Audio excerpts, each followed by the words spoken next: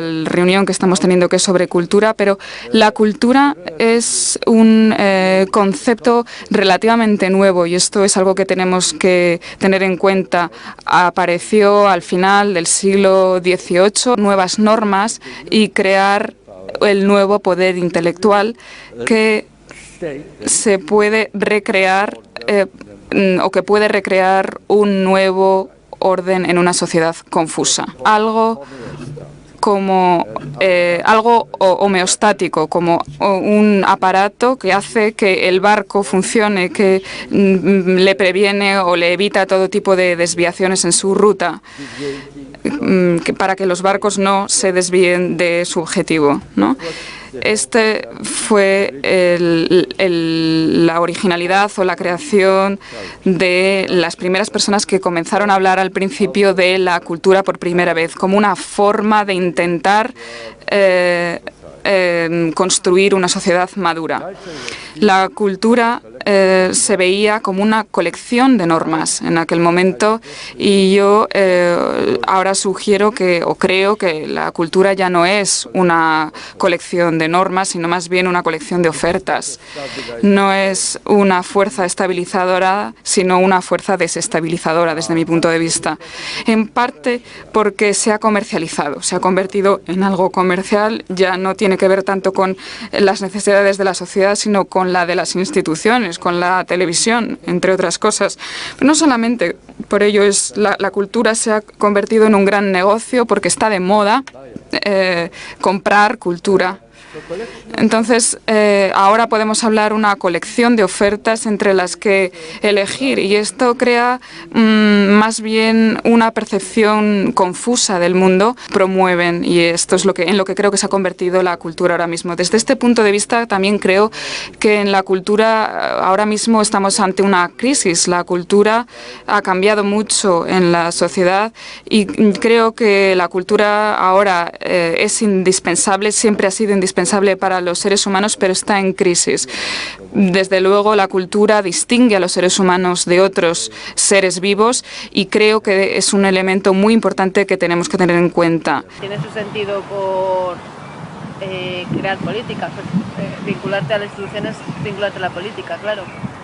Pero no es la única vía. Claro, no es la única vía, porque claro, bueno, eso lleva otros problemas, lo de vincularse únicamente a la institución, ¿no? O sea, que es lo que hemos hablado antes. Sí.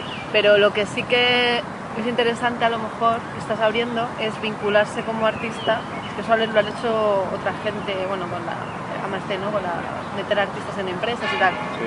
Pero o sea, vincularte como artista con tu práctica en otra serie de organizaciones sociales que no tengan nada que ver con el arte, pero tú estás dentro ya. O sea, tú estás dentro con tu pensamiento artístico, ¿no? Generando proyectos así. Yo creo que vienen todas esas ideas nuevas, yo creo que tienen que tener un sentido de un problema que te atañe a ti. O sea, yo vivía en un pueblo, en ese momento no había una institución, no había un museo, más que un museo clásico de toda la vida. No había contemporáneo, no había nada, no había bellas artes en Asturias, no había absolutamente nada, era un desierto. Entonces tú te montas tu historia, ¿por qué? Por un problema, ¿no? Sí. Entonces era una carencia de algo. Yo creo que tiene que ser partiendo de un problema que a ti personalmente te dé energía. En el mundo entero, él, por ejemplo, lo trazó en el siglo VII a.C., 765, en que coincidían los profetas judíos, los filósofos griegos, los grandes hombres espirituales indios. Como perteneció durante milenios al cosmos, era una parte de un cosmos que le trascendía. Esa carrera era un enamoramiento de la libertad, acordar las reglas, los usos para hacer un empleo virtuoso, social, responsable de esa esfera de la libertad ampliada. Y pedir la contribución de la cultura, del arte.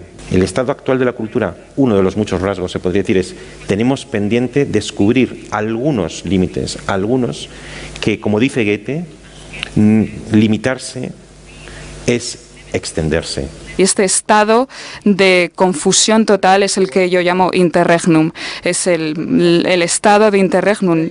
Y hasta ahora hemos hablado muchas veces de este término, pero ahora se ha actualizado significando que la manera antigua de hacer las cosas ya no funciona nunca más, porque estamos en un tiempo diferente, estamos en un tiempo nuevo y hacer las cosas de la forma antigua ya no funciona y, sin embargo, muchas veces las seguimos utilizando. Estamos soñando con diseñar nuevas ideas, nuevas herramientas, experimentando nuevos análisis, pero sabemos que no somos eficaces, sabemos que utilizando las mismas ideas no estamos mejorando las cosas. Sabemos lo que no nos gusta, sabemos aquello de lo que nos queremos deshacer, pero no sabemos exactamente hacia dónde nos dirigimos. Hay que proponer un ideal. Todas las culturas han tenido un ideal latente. La gran filosofía es la que convierte ese ideal latente en algo patente, en algo visible, en algo definible, en una fórmula que todo el mundo pueda entender. El ideal tiene dos funciones y voy a responder a la pregunta. Uno, precisamente porque mueve el entusiasmo, es lo que nos hace progresar. Sin ideal nos resignamos a las injusticias y a los desórdenes del presente. El ideal es aquello que nos da el entusiasmo para remover los obstáculos en la dirección de un mayor progreso. Y segundo, el ideal es aquello a partir de lo cual podemos criticar el presente porque observamos la diferencia entre esa realidad que observamos, que contemplamos, y ese ideal que tenemos en la conciencia. Si tuviera una varita mágica o si me concedieran 3 deseos y uno pudiera dedicarlos a ellos, diría: ojalá seáis capaces de elevaros a lo mejor. Porque si hay algo a lo que, a mi juicio, está expuesta, es a un exceso de descreimiento, de escepticismo, de cinismo, de apatía y de indolencia, como si el ideal ya no fuera con ellos. La sociedad es demasiado compleja, la sociedad es ya post-idealista, la sociedad es una sociedad ya multicultural. ¿Quién va a proponer un solo ideal? Y con la coartada renunciamos a todo ideal. Y además nos insisten, antes lo decía, que tenemos que ser críticos, hipercríticos, y están a la vuelta de todo sin haber ido. Y por eso pienso que es muy importante dotar a la juventud de la ingenuidad suficiente y de la capacidad de entusiasmo suficiente para elevarse a lo mejor, para elevarse a ese ideal. Y esos chicos será el ideal de la ONG, será el ideal de los árboles, será el ideal cosmopolita, será el ideal del respeto a las minorías, pero será un ideal transformador y necesitamos ingenuidad y necesitamos entusiasmo para elevarnos siempre a lo mejor. La reunión que estamos teniendo, que es sobre cultura, pero la cultura es un concepto relativamente nuevo y esto es algo que tenemos que tener en cuenta.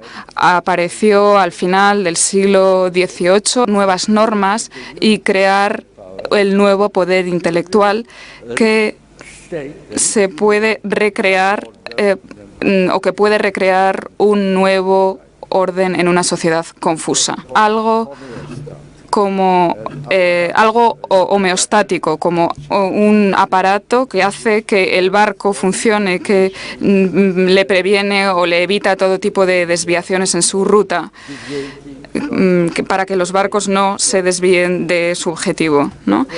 Este fue la originalidad o la creación de las primeras personas que comenzaron a hablar al principio de la cultura por primera vez, como una forma de intentar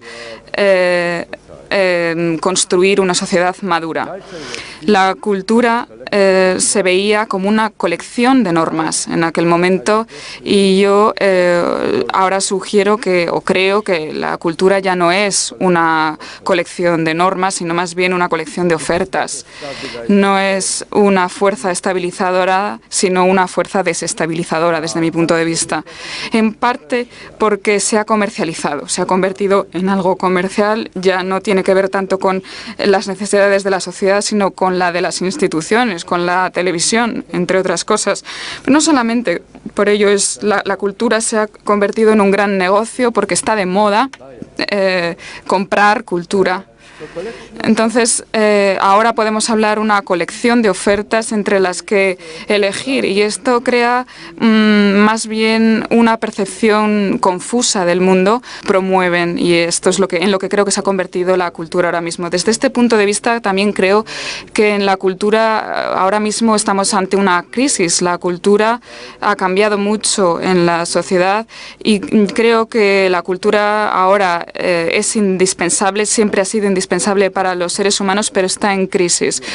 Desde luego, la cultura distingue a los seres humanos de otros seres vivos y creo que es un elemento muy importante que tenemos que tener en cuenta.